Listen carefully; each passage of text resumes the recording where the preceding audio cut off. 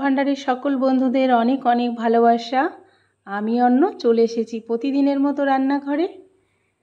তো এখন আম্বুবচি চলছে আর আজকে সোমবার, সব কিছু মিলিয়ে সম্পূর্ণ শুদ্ধ নিরামিষ।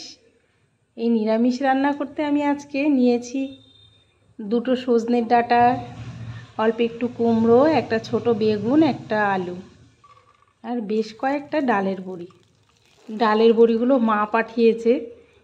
মা ডালের বড়ি খুব সুন্দর বানায় আর ডালের বড়িগুলো একদম ঝোলে দিলেই ফুলে ডবল হয়ে যায়, খেতে খুব ভালো লাগে। বেশ লাল লাল করে ভেজে প্লেটে তুলে নেব। বেশি ভাজবো না, বেশি ভাজলে আবার গলতে সময় লেগে যায়, তাই হালকা করে ভেজেই প্লেটে তুলে নিলাম। বড়ি ভাজার সময় যে সর্ষের তেলটুকু দিয়েছি, ভেবেছি ওটুকুতেই আজকে রান্না সারবো। তো দেখুন, বড়ি ভাজতে ভাজতে তেলটুকু সব বড়িতেই টেনে নিয়েছে। কি করব, আর একটু সর্ষের তেল দিয়ে দিলাম। তেলের উপরে পাঁচফোড়নটা দিতে না দিতেই যা সুন্দর একটা গন্ধ বেরিয়েছে। যে কোনো নিরামিষ তরকারিতে পাঁচফোড়নটা খুব ভালোই লাগে। দিয়ে দিলাম স্বাদ মতো লবণ। 2 চামচ আদা আমি গ্রেট করে নিয়েছি। বেশি ঝাল দিলাম না, 4টে কাঁচা লঙ্কা চিড়ে দিয়েছি। একটু ভালো করে সবজিগুলোকে নেড়ে চেড়ে একটু ভেজে নেব। আমার শাশুড়ি মা এরকমভাবে সবজি ভেজে রান্না করেন না। উনি যখন রান্না করতেন তখন সবজিগুলো গরম জল ফুটবে, ওই গরম জলের মধ্যে লবণ, লঙ্কা, হলুদ দিয়ে ফুটিয়ে তারপরে সবজিগুলো দিয়ে সেদ্ধ করে পরে সোমবারে দিতেন। খেতে খুব ভালো লাগতো, কিন্তু আমি ওইভাবে রান্না করলে অতটা ভালো লাগে না। তো এখন তো আর মা রান্না করে না, মার বয়স হয়েছে, এখন আর মা রান্না করতে পারে না। আজকের এই রান্নাটায় বেশি মশলা দেব না। বড়িগুলো দিয়ে দিয়েছি, দেখবেন ফুটতে না ফুটতেই বড়িগুলো ডবল হয়ে যাবে। দেখবেন কেনা বড়ি দিয়ে আপনি নিরামিষ তরকারি রান্না করবেন বা যে কোনো তরকারিতে রান্না করবেন, সেই সেন্ট কিন্তু আর পাবেন না, আর বড়িগুলো এত সুন্দর গলবে না।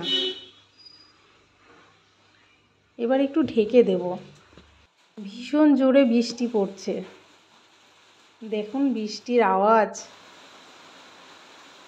এই সকালবেলা দেখলাম আকাশ পরিষ্কার, বেশ রোদ উঠেছে, ব্যাস একটুখানি পরেই আবার অন্ধকার হয়ে এসছে।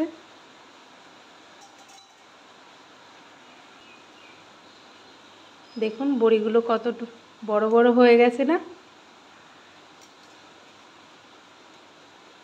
বড়িগুলো বেশ গলে গেছে।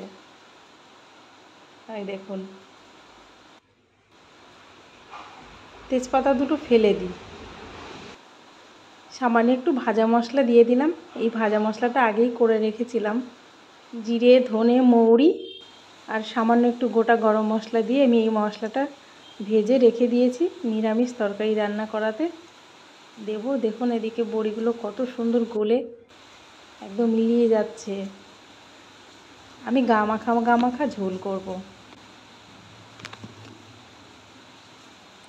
নিরামিষ দিনে এরকম একটা সবজি রান্না করলে কিন্তু আর কোনো অসুবিধা নেই, বেশ খাওয়া জমে যায় না।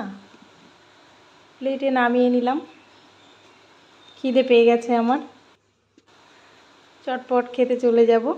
দেখুন কেমন হয়েছে রান্নাটা, কমেন্ট করে জানাবেন কেমন। ভালো থাকবেন, সুস্থ থাকবেন।